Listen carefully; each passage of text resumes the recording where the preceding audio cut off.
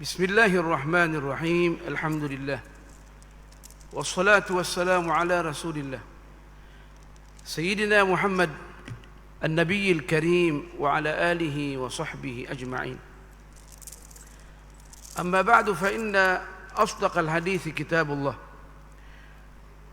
Wa khairal hadi hadi Muhammadin sallallahu alaihi wa alihi wa sallam. Wa syarral umuri muhdatsatuha.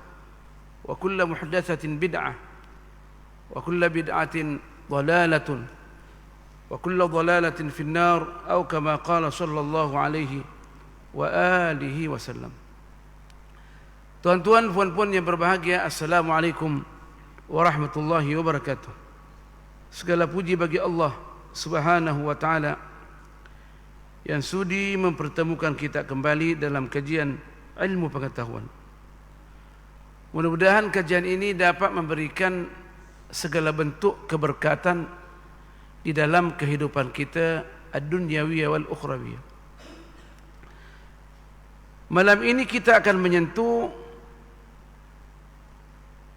ada 5 kemuliaan anugerah daripada Allah Subhanahu wa taala pada bulan Sya'ban yang dianggap sebagai bulan Rasulullah sallallahu alaihi wa alihi wasallam.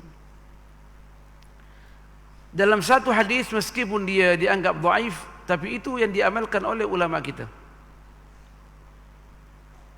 Baginda mengatakan, sebagaimana kita daripada awal Rajab kita menyebutkan hadis ini, wa Rajabun syahrullah, Rajab itu bulan Allah, kita disuruh untuk berdamai dengan Allah Subhanahu wa ta'ala dengan bertobat, meninggalkan segala apa yang dilarang oleh Allah Subhanahu wa ta'ala, dan berjanji tidak akan mengulangi lagi, menyesali apa yang kita telah perbuat, dan berjanji kita tidak akan mengulangi lagi, sama ada pelanggaran itu berkaitan dengan Allah Subhanahu wa ta'ala atau berkaitan dengan manusia.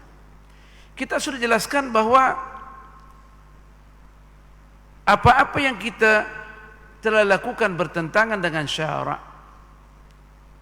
dengan adanya kita bertobat kepada Allah, mengikut syarak-syarak yang telah dijelaskan tadi, meninggalkan serta-merta perbuatan yang dilarang oleh Allah Subhanahu wa ta'ala, dan menyesali apa yang telah kita perbuat, dan berjanji tidak akan ulang balik, maka Allah serta-merta memaafkan dosa kita. Bukan itu saja, bahkan Allah menjadikan kesalahan kita itu adalah kebaikan. Bila mana berkaitan dengan manusia, maka dia ada 4: mengembalikan hak orang yang telah kita zalimi, sama ada hak al-ma'nawi atau hak al-maddi. Ma'nawi berkaitan dengan nama baik orang, al-maddi berkaitan dengan kita ambil barang orang, kita berutang, kita tak mau bayar, sedangkan kita punya kemampuan, mesti dikembalikan. 4 prasyarat bagi manusia. Bila mana kita bersalah dengan manusia, maka ada 4 syarat. Setelah 3 syarat yang berkaitan dengan Allah, 1 syarat lagi ditambah. Bila mana berkaitan dengan manusia, sebab manusia ini bukan semudah itu. Allah sangat merahmati hambanya, tapi manusia nak merahmati saudara dia itu menghendaki cerita yang panjang. Nah, kita berbuat kebaikan, berbuat kejahatan sepanjang hidup kita, tiba-tiba kita nak kembali kepada Allah dengan mengikut prasyarat yang disebutkan, maka Allah sayang kita, Dia sambut kita, dan Allah menerima kita punya taubat kita dan menjadikan apa yang kita lakukan menjadi kebaikan. Rahmatnya Allah terhadap hambanya. Tapi manusia tak. Manusia kita berbuat kebaikan bertahun-tahun, tapi kita berbuat kejahatan sekali, yang kebaikan itu akan dihapus di dalam memori dia. Itu otomatis. Kebanyakan gitu. Kecuali para wali saja yang boleh menilai orang tu dengan penilaian Allah Subhanahu wa ta'ala, tetapi alangkah sedikitnya. Itu pada bulan Rajab kita disuruh berdamai dengan Allah dan berdamai dengan manusia, terutamanya kita manusia yang kita telah zalimi. Sebagai kita atasan, tentunya biasanya atasan ini mempunyai banyak kesalahan terhadap bawahnya. Itu otomatis. Sebab atasan ini selalu melihat bawahan dia rendah. Jadi biasanya pandangan ini mengundang dia untuk berbuat sewenang-wenang kepada bawahan dia, lain daripada bawahan. Selalu menjaga dia punya hak-hak orang-orang yang dianggap lebih tinggi daripada dia, atasan dia. Walau bagaimanapun ada juga atasan yang baik, tapi jarang ditemukan, kecuali dia bertakwa kepada Allah Subhanahu wa ta'ala. Itu otomatis. Meskipun realiti ini berat untuk didengarkan oleh segelintir dari manusia, tapi itu yang sebenarnya. Nah, itu yang sebenarnya. Cek diri masing-masing. Apakah kita demikian? Apakah kita pernah menjadi atasan? Atau sekarang ini kita adalah atasan? Kita cek diri kita, betul tak? Apa yang telah dijelaskan oleh agama kita. Pada bulan Syaban ini kita, setelah kita lulus kompetisi dengan Allah Subhanahu wa ta'ala, berbuat baik, kita bermuhasabah sebelum masuk bulan Syaban. Sekarang kita sudah masuk pada hari yang keempat, malam yang keempat, maksudnya hari yang keempat mengikut kalender Islam.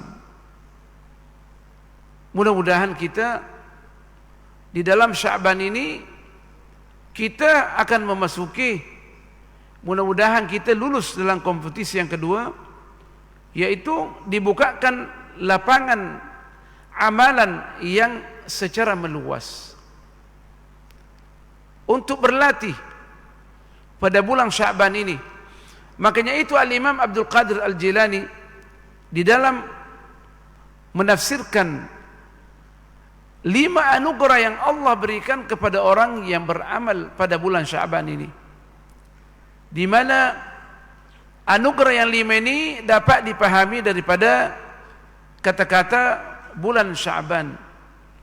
Al-Imam Abdul Qadir Al-Jilani mengatakan 5 anugerah itu diperolehi daripada 5 huruf yang ada pada bulan Syaban. Yaqulul Imam Abdul Qadir Al-Jilani, wasyinu fi Syaban tadullu ala syaraf.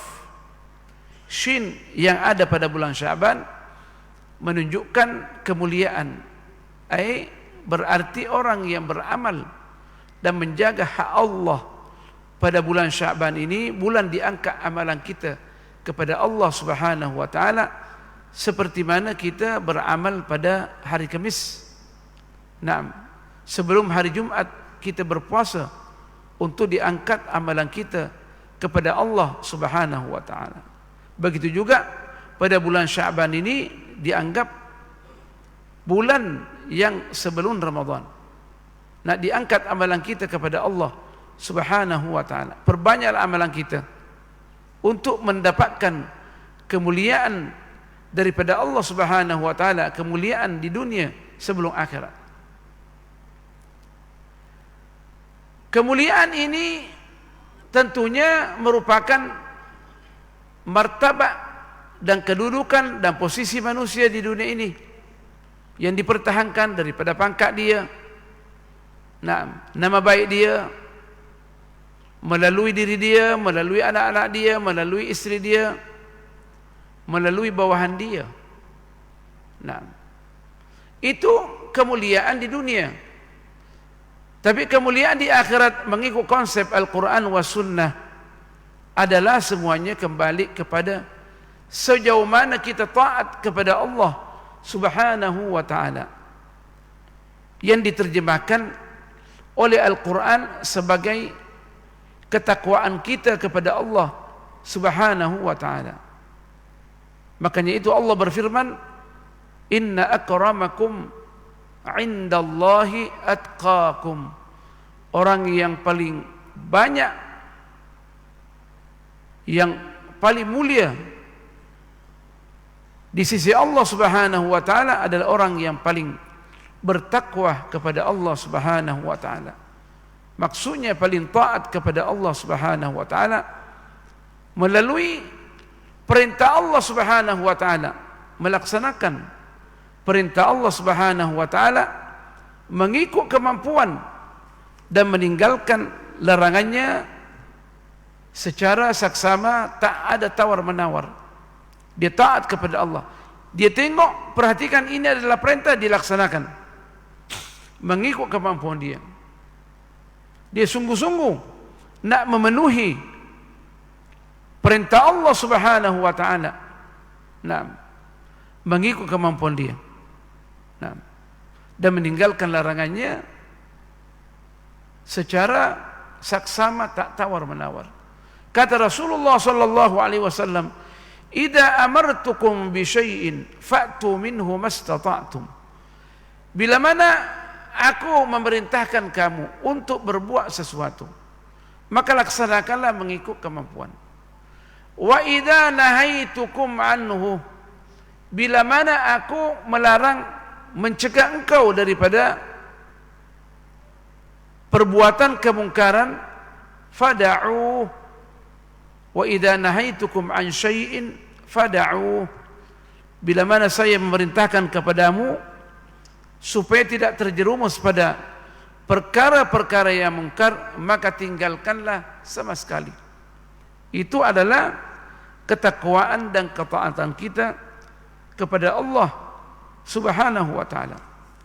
Kenapa demikian?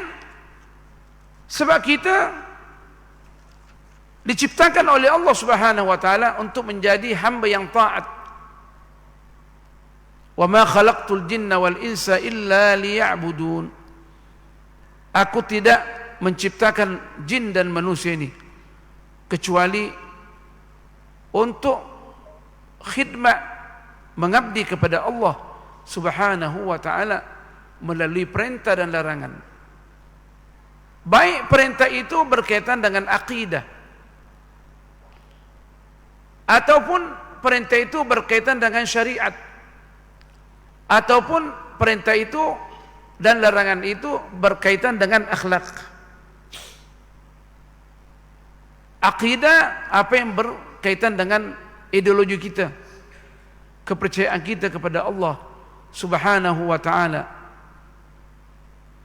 melalui memahami konsep sifat-sifat Allah Subhanahu wa ta'ala, nama-nama Allah yang cantik dan sifat-sifat Allah yang mulia, dan tindakan Allah yang penuh kebijaksanaan. Kita mesti mengetahui Allah itu maha rahmat terhadap hambanya.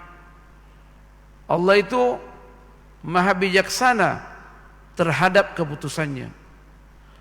Allah itu maha adil di dalam meletakkan undang-undang. Barang siapa yang tidak tunduk dengan peraturan Allah Subhanahu wa ta'ala, dianggap dia telah menzalimi dirinya. Nah, dan tidak ada undang-undang di dalam dunia ini seperti mana undang-undang Allah Subhanahu wa ta'ala. Kenapa demikian? Sebab Allah Subhanahu wa ta'ala yang telah menciptakan manusia dan menjadikan manusia ini derajatnya sama. Allah menciptakan manusia rakyat jelata yang paling rendah dengan manusia yang tertinggi dalam satu negara. Allah kata, engkau semuanya hamba aku, mesti tunduk kepada aku, mesti sujud, mesti tunduk kepada perintah aku. Tidak ada pilihan, sebagaimana yang telah dijelaskan oleh Al-Quran. Bila mana Allah sudah memutuskan sesuatu, maka tidak ada pilihan bagi orang yang beriman yang nak menyelamatkan dirinya daripada api neraka. Ya, kalau kita mampu untuk menyelusuri api neraka, ya buatlah apa yang nak buat. Nah, kata Allah, buatlah apa yang nak buat. Siapa yang kuat menjalani api neraka, ya silakan. Nah, Allah Subhanahu wa taala tidak memaksa hambanya. Man arada yu'min falyu'min, man arada ay yakfur falyakfur. Siapa yang nak beriman, ya silakan. Siapa nak kafir, ya silakan. Siapa yang mampu dengan api neraka, ya silakan. Siapa nak menjauh tak mampu, ya silakan beriman kepada Allah Subhanahu wa taala, karena Allah mengatakan la ikraha fiddin. Tidak ada paksaan dalam agama. Silah pilih mana suka, mengikut kemampuan kita. Kita mampu untuk menyelusuri api neraka, ya silakan. Allah tak paksa kita. Nah, siapa yang hendak memperolehi kebahagiaan, yang tunduk dengan peraturan Allah Subhanahu wa taala. Dalam kehidupan bermasyarakat demikian halnya. Dalam kehidupan bernegara begitu keadaannya. Kita bekerja di kerajaan, nak mendapatkan prestasi yang tinggi dan gaji yang tinggi, allowance yang tinggi, nah, kedudukan yang tinggi, sila tunduk kepada peraturan kerajaan. Itu otomatik.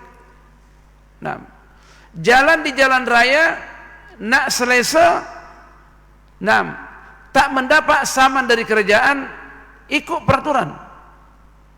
Waktu kerajaan mengatakan lampu hijau, silakan jalan. Lampu kuning harus berhati-hati. Lampu merah harus stop. Barang siapa yang melanggar lampu merah, maka dia akan disaman oleh kerajaan. Allah lebih dari itu, dia punya peraturan yang penuh dengan keadilan. Siapa yang tunduk kepada Allah, nah, maka Allah akan memberikan ganjaran yang berlipat ganda. Bagi manusia kemungkinan satu saja, tapi Allah berlipat ganda. Nah, dalam satu hadis Rasulullah sallallahu alaihi wasallam pernah bersabda dan mengatakan kepada umatnya, kullu ummati yadkhulunal jannata, semua umat aku akan masuk semua syurga, kecuali orang yang tidak mau masuk syurga, kata Rasulullah sallallahu alaihi wasallam. Siapa dia, ya Rasulullah, yang tidak mau masuk syurga? Kata Rasulullah sallallahu alaihi wasallam, man ata'ani dakhalal jannah. Barang siapa yang taat kepada aku, pastilah dia akan masuk syurga. Wa man asani, barang siapa yang enggan ikut perintah aku, kata Rasulullah, dan perintah Rasulullah adalah perintah Allah, nah, faqad aba ay dakhalan nar. Jadi mengatakan kullu ummati yadkhulunal jannata, semua umat aku akan masuk syurga, illa man aba, kecuali yang enggan, nah, dia sombong tidak mau masuk syurga. Faqila man wa man ya'ba ya Rasulullah, siapakah yang enggan, tak mau masuk syurga, tak mau mendapatkan penghargaan daripada Allah Subhanahu wa taala? Kita di dalam kehidupan kita bermasyarakat, semuanya nak mendapatkan penghargaan daripada orang yang tertinggi. Saya rasa meskipun orang alim, semuanya nak gelaran datuk, terutamanya saya. Kalau saya diundang menjadi untuk diberikan gelar datuk, apakah saya menolak? Ya, orang mengatakan saya orang gila. Bagaimana dengan Allah Subhanahu wa taala? nak mendapatkan titel sebagai hamba Allah yang mengabdi kepada Allah, yang dijamin masuk syurga, tentunya tidak ada yang menolak. Jadi kata Rasulullah sallallahu alaihi wasallam, man ata'ani, barang siapa yang taat kepada aku, dakhalal jannah, otomatis dia masuk syurga. Makna daripada hadis ini maksudnya dijamin masuk syurga. Wa man asani, dan barang siapa yang tidak ikut peraturan yang saya jelaskan kepada mereka, faqad aba, dia enggak masuk syurga. Islam dia punya peraturan jelas di dalam Al-Quran, ikut. Jangan ikut dengan peraturan orang-orang yang jauh daripada Allah Subhanahu wa ta'ala. Ikut peraturan pewaris-pewaris Nabi yang telah menjelaskan undang-undang Allah Subhanahu wa ta'ala. Dikatakan kenapa malaikat diberikan penghargaan yang tertinggi sampai diberikan tempat hidup di langit yang tinggi? Sebab para malaikat naluri dia adalah mengikuti dia punya akal fikiran untuk senantiasa taat kepada Allah Subhanahu wa ta'ala. Ditempatkan di langit. Nah, binatang ditempatkan di bumi sebab dia tidak mengikuti akal pikiran, dia mengikuti nafsu dia dan syahwat dia di bumi. Manusia di bumi juga, tapi diberikan pilihan, nak naik di langit atau nak tetap di bumi. Diberikan dua, diberikan akal pikiran supaya dia boleh ikut dengan kedudukan para malaikat agar bersama dengan Allah Subhanahu wa ta'ala dan mengalahkan malaikat. Tunduk kepada peraturan Allah Subhanahu wa ta'ala melalui akal, melalui syariat Allah Subhanahu wa ta'ala dengan sinar akal pikiran. Sebab syariat Allah, sebab ada berkaitan dengan akidah atau ibadat dan muamalat dan akhlak, kita tak boleh pahami kecuali kita berakal. Makanya itu orang yang tidak berakal tidak ditaklifkan oleh Allah Subhanahu wa ta'ala. Nah, dan Allah sudah menjelaskan di dalam Al-Quran bahwa apa-apa yang telah ditetapkan oleh Allah di dalam Al-Quran semuanya untuk maslahat manusia dan boleh dilaksanakan dengan mudah. Nah, mengikut kemampuan manusia. Dan Allah sudah berjanji, la yukallifullahu nafsan illa wus'aha. Allah tidak membebani manusia kecuali mengikut kemampuan masing-masing. Manusia punya undang-undang lebih melintasi kemampuan manusia. Makanya itu berbahagialah orang yang tunduk kepada peraturan Allah, yang tunduk kepada undang-undang Allah, yang mana sanksi daripada tunduk kepada peraturan Allah adalah diberikan kemuliaan di dunia sebelum akhirat, diberikan keselesaan hidup sebelum berjumpa dengan Allah. Tapi manusia tak. Undang-undang manusia, dia akan melihat kita sejauh mana nak tunduk kepada peraturan aku, peraturan manusia. Sehingga bila mana kita melanggar peraturan, dia sama kita, itu manusia. Dan diberikan kita beban untuk membayar pajak selama kita hidup di lingkungan manusia. Nah, tapi Allah tak. Rahmatnya Allah Subhanahu wa ta'ala tidak membebani kita. Allah menciptakan kita dan Allah membekali kita dengan nikmat yang tak terbatas memberikan pemikiran kepada kita, memberikan perasaan kepada kita. Naam, memberikan sifat-sifat yang mulia daripada percikan Allah Subhanahu wa taala. Allah memberikan pendengaran kepada kita supaya kita boleh mendengarkan firman Allah Subhanahu wa taala, menjaga telinga kita dan menjaga mata kita supaya boleh menikmati apa yang kita tengok, supaya boleh berjalan di dunia ini dengan tepat. Naam, Allah tak minta pun apa-apa kecuali tunduk kepada peraturan Allah, mengikut kemampuan kita.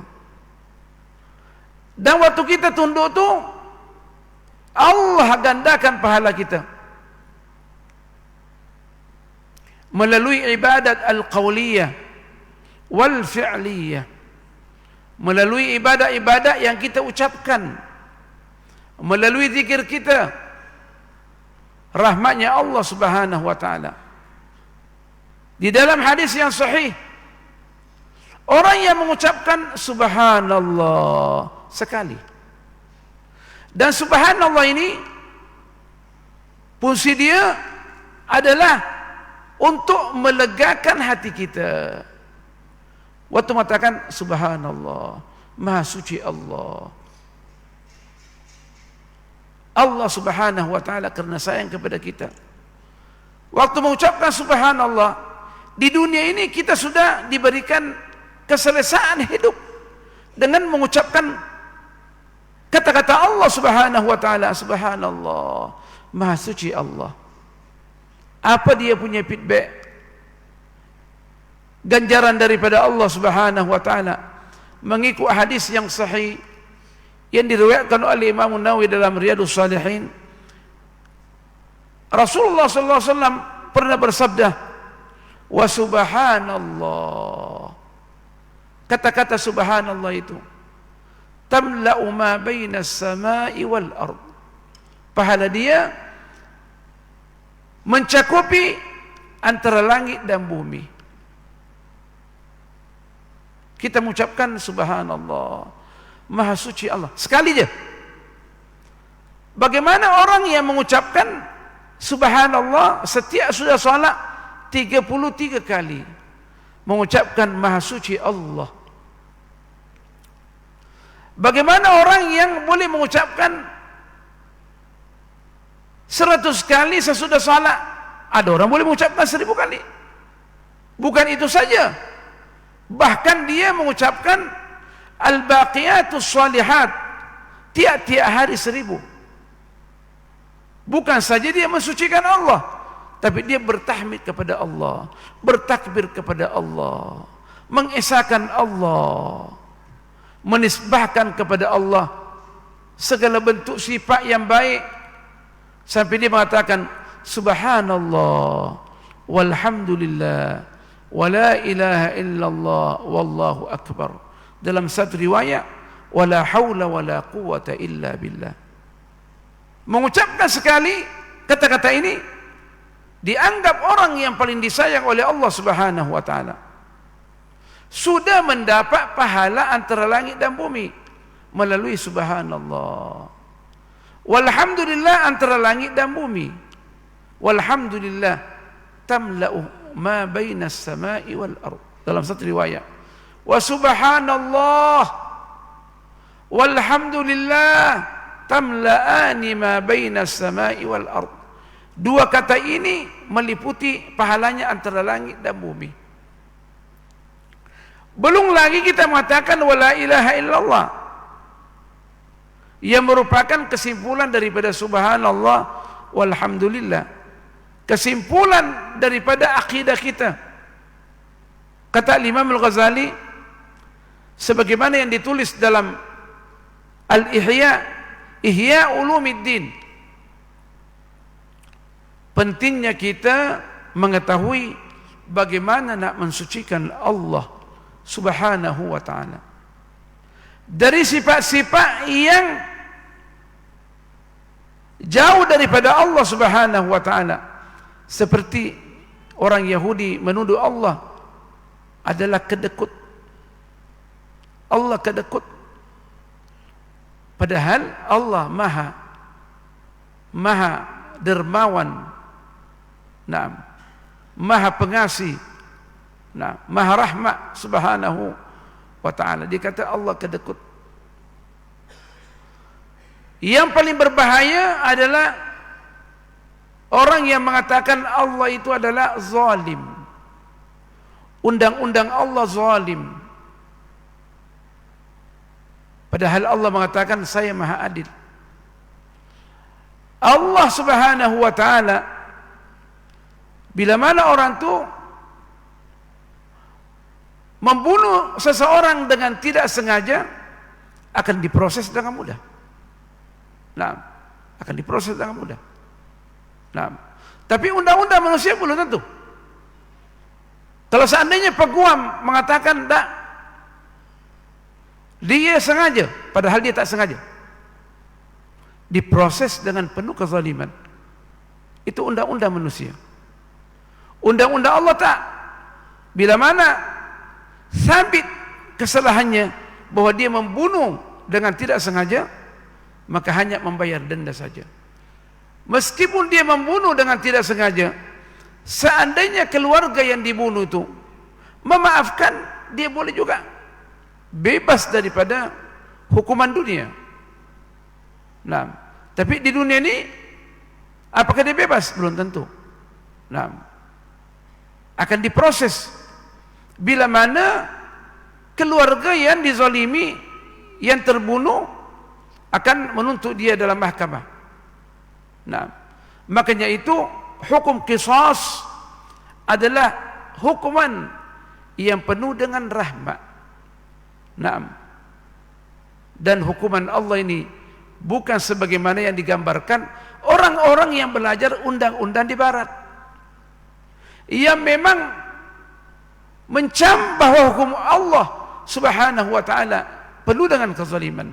Dan ingat, orang yang mengatakan undang-undang Allah penuh dengan kezaliman, dengan keyakinan dia yang sabit, adalah keluar dari Islam. Kita mesti menjunjung tinggi undang-undang Allah subhanahu wa ta'ala. Kita mesti mengenal Allah subhanahu wa ta'ala melalui sifat-sifatnya sebagai Tuhan yang maha adil, Tuhan yang maha rahmat, Tuhan yang tak pernah melupakan kita. Tiap-tiap hari bila mana kita merenungkan nikmat Allah yang dilimpahkan kepada kita, tak terhitung. Allah berfirman, wa in ta'uddu ni'matallahi la tuhsuha. Bila mana engkau nak menghitung nikmat Allah yang Allah limpahkan kepada kamu, wahai jin dan manusia, kamu tidak sanggup. Daripada ujung rambut sampai ujung kaki. Syekh Al-Ghazali pernah menghadap, berjumpa dengan seorang dokter. Dia sakit, dia berjumpa dengan dokter. Dokter menjelaskan kepada dia bahwa manusia, dia punya sel-sel berganti berjuta-juta dalam sesaat.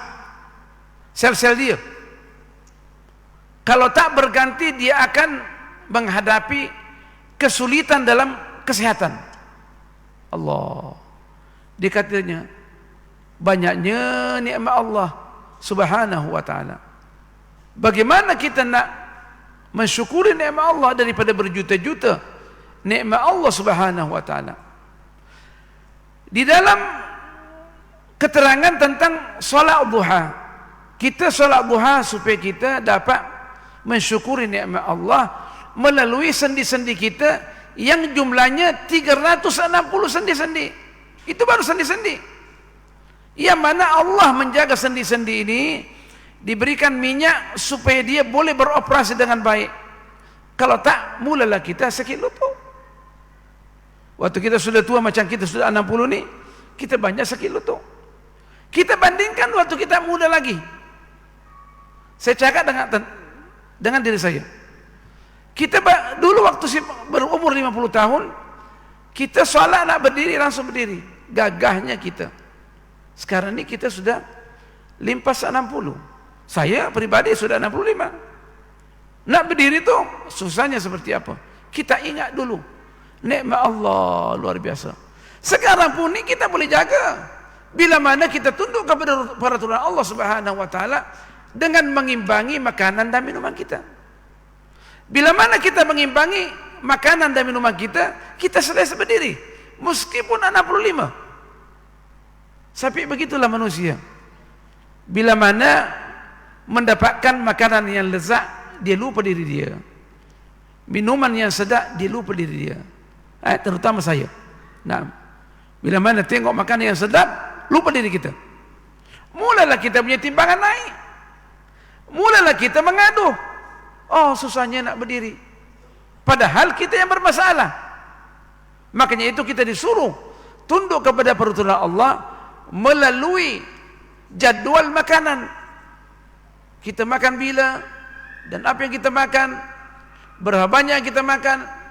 Jangan melintasi, kata Rasulullah sallallahu alaihi wasallam, lebih daripada sepertiga. Nah, bila mana kita melihat makanan itu sedap sangat, minuman itu sedap sangat. Kita dalam Islam kalau makan waktu terasa lapar dan berhenti waktu kita terasa kenyang, dan begitu juga waktu kita minum. Bila mana demikian, maka kesehatan kita akan terjaga. Makanya itu waktu Rasulullah sallallahu alaihi wasallam diberikan dokter, pakar kesehatan oleh Raja Mesir, dan diberikan 2 gadis sebagai amah dan pembantu. 2 gadis itu diambil dan dikawinkan kepada 2 orang sahabat, dan dokter ditolak, suruh balik ke Mesir. Sebab selama umat manusia, umat Islam ini tunduk kepada peraturan Allah Subhanahu wa taala, maka dia akan sehat. Maka itu dikatakan kulu washrabu, makan dan minumlah, kulu washrabu wala tusrifu, dan jangan melampaui batas. Jadi kita kembali bahwa kemuliaan manusia ini adalah adanya dia taat kepada Allah Subhanahu wa taala. Bila mana kita taat, memperbanyak pada bulan ini salat sunnah dan puasa sunnah, dan memperbanyak membaca Al-Quran sebagaimana as-salafus salih ajarkan kepada kita. Bila mana masuk bulan Syaban, maka mereka sungguh-sungguh membaca Al-Quran, berpuasa sebagaimana Rasulullah sallallahu alaihi wasallam berpuasa pada bulan Syaban, sehingga sebagian sahabat melihat Rasulullah 30, sebulan penuh Syaban dia berpuasa. Ditanya, kenapa ya Rasulullah berbuat demikian? Sebab saya tengok orang banyak lalai daripada bulan Syaban, maka saya hendak puasa pada bulan Syaban ini agar amalan saya diangkat kepada Allah dalam keadaan saya berpuasa. Dan begitulah as-salafus salih, banyak membaca Al-Quran supaya dia dapat selesa. Membaca Al-Quran boleh khatam, kalau boleh khatam Quran 3 kali dalam bulan Ramadan, itu yang terbaik. Mudah-mudahan dengan khatam ini kita boleh mendapatkan anugerah yang tertinggi di sisi Allah Subhanahu wa taala, dan ini akan dijelaskan pada pengajian akan datang, melalui bahwa shin pada Syaban adalah menunjukkan kemuliaan Allah, dan ain menunjukkan derajat yang kita akan perolehi. Mudah-mudahan kita boleh banyak beramal pada bulan Syaban ini supaya Allah memberikan kemuliaan yang tertinggi dan derajat yang paling tinggi di sisi Allah Subhanahu wa taala akan dijelaskan pada huruf yang kedua, yaitu huruf harful ain. Mudah-mudahan Allah merahmati kita. Subhanakallahumma bihamdik, nashhadu an la ilaha illa ant, nastaghfiruka wa natubu ilaik. Bismillahirrahmanirrahim. Wal 'ashr, innal insana lafi khusr illa alladhina amanu wa 'amilus shalihat wa tawasaw bil haqqi wa tawasaw bis sabr. Bismillahirrahmanirrahim. Alhamdulillah wassalatu wassalamu ala Rasulillah sayyidina Muhammadin an-nabiyil karim wa ala alihi wa sahbihi ajma'in. Allahumma barik lana fi Sya'ban wa ballighna Ramadan wa a'inna 'ala as-siyami wal qiyam wa tilawatil Qur'an وسائر الطاعات والقربات واجعلنا من أوليائك وأهل طاعتك وامنحنا بركات ليلة القدر يا أرحم الراحمين. وانصر إخواننا المجاهدين والمرابطين والمظلومين في غزة وفلسطين وسائر بلاد الإسلام، واحفظ هذه البلدة رنجانو وسلطانها ورعيته وسائر بلاد الإسلام. وصل اللهم على سيدنا محمد والحمد لله رب العالمين. والسلام عليكم ورحمة الله وبركاته.